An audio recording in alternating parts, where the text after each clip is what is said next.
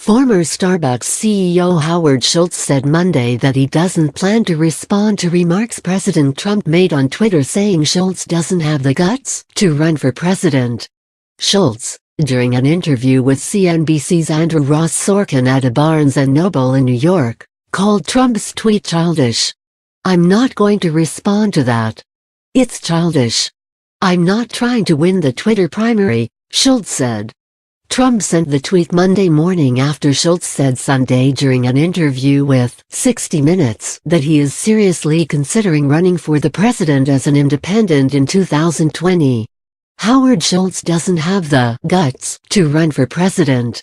Watched him on at 60 Minutes last night, and I agree with him that he is not the smartest person. Besides, America already has that. I only hope that Starbucks is still paying me their rent in Trump Tower," Trump tweeted.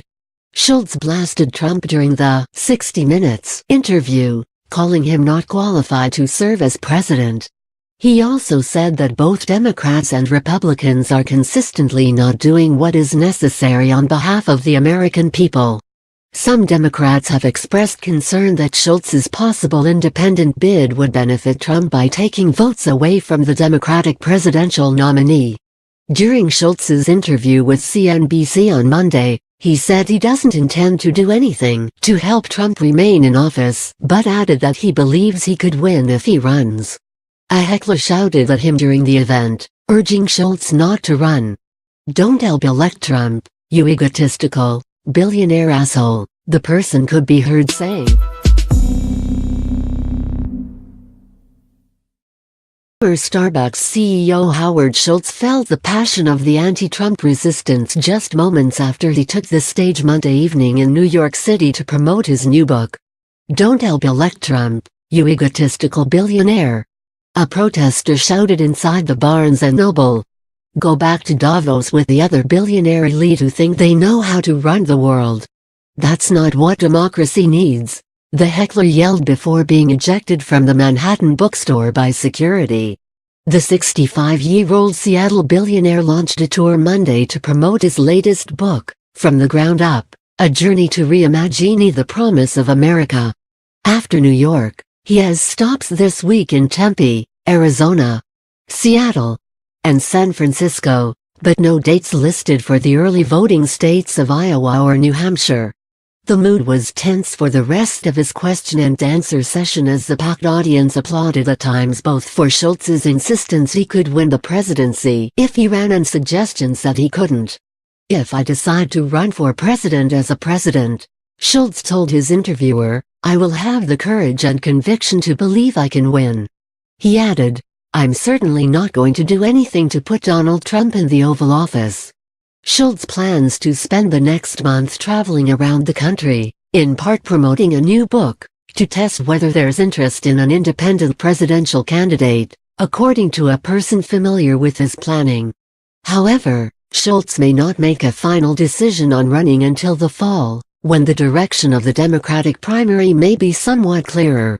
Billionaire Michael Bloomberg fired a warning shot in Schultz's direction on Monday, saying he shouldn't mount an independent campaign for president because he could prevent the Democratic Party from defeating President Donald Trump in 2020.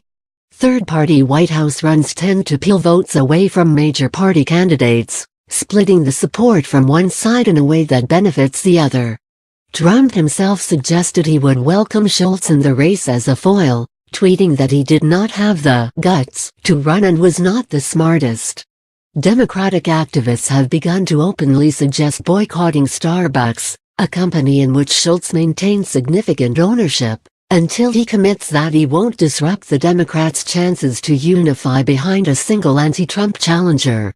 Bloomberg himself toyed with an independent presidential campaign in 2008 and 2016. He is now 76 years old and says he will run in the Democratic primary if he decides to enter the 2020 field.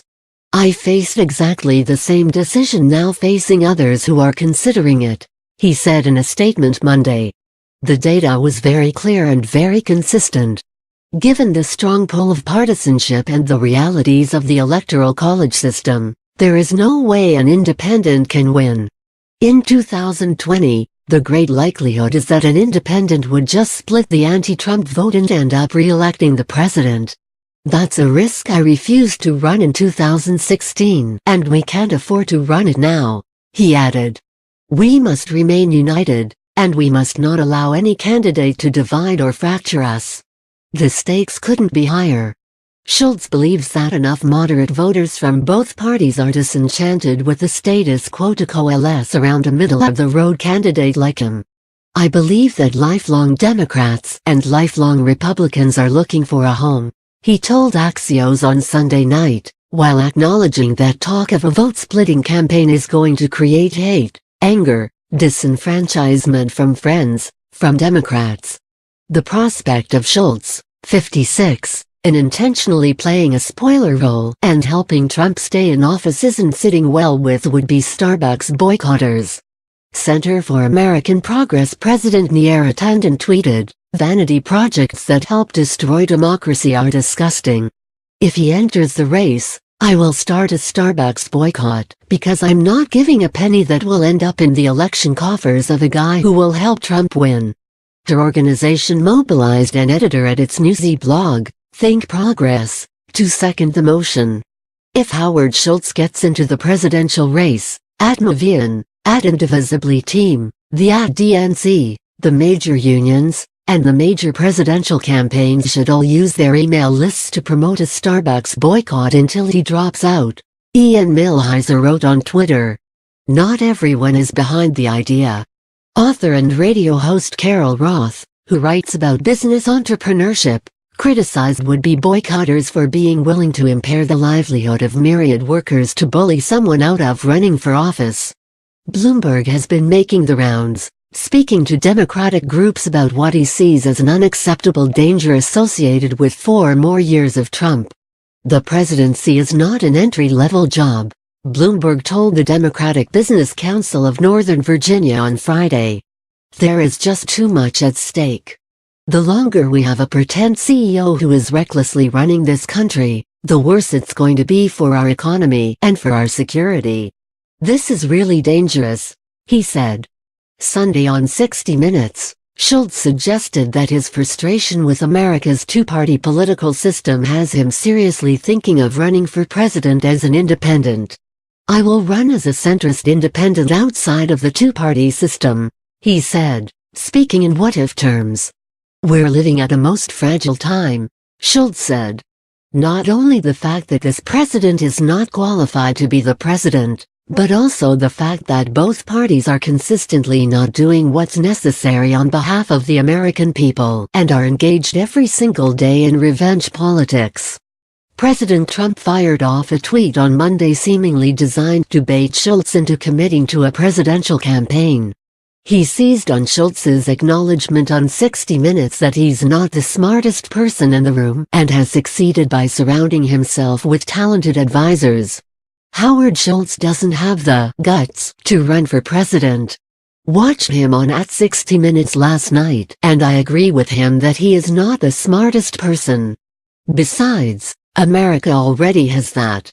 Trump bragged. I only hope that Starbucks is still paying me their rent in Trump Tower. Schultz's team has polled on the viability of a third-party run and believes there is an opening, though they have not shared the specifics of their internal surveys.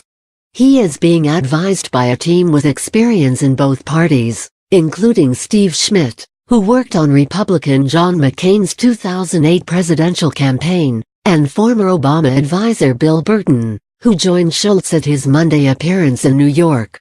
Schultz's team also includes Republican pollster Greg Strimple, GOP strategist Brooks Kakvar, and Rajiv Chandrasekaran, a former journalist who has worked closely with Schultz since 2015.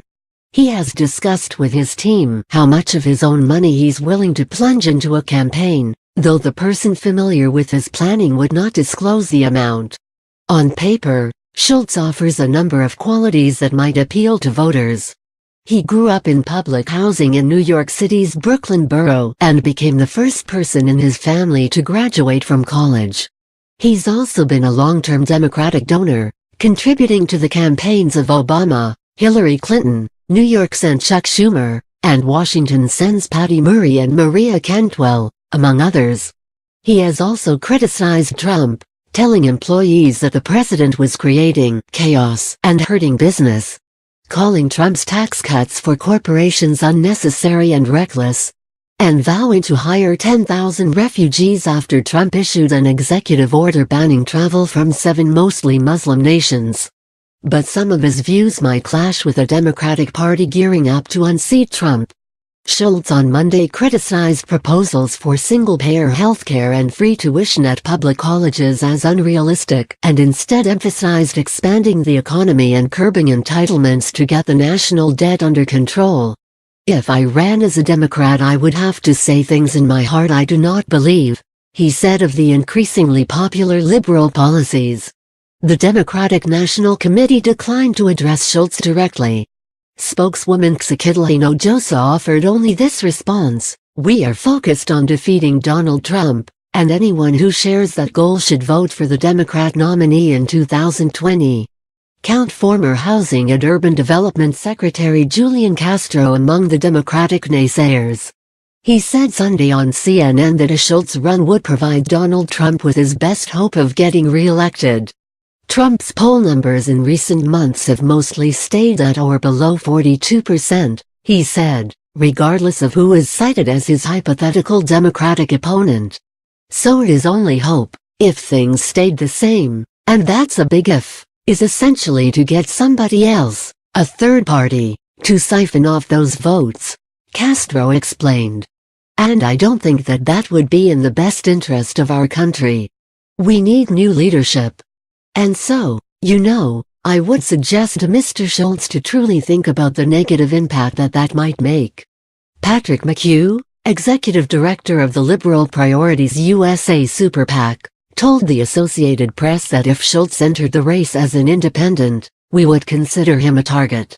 "We would do everything we can to ensure that his candidacy is unsuccessful. The bottom line," said McHugh, "is that I don't think Americans are looking for another selfish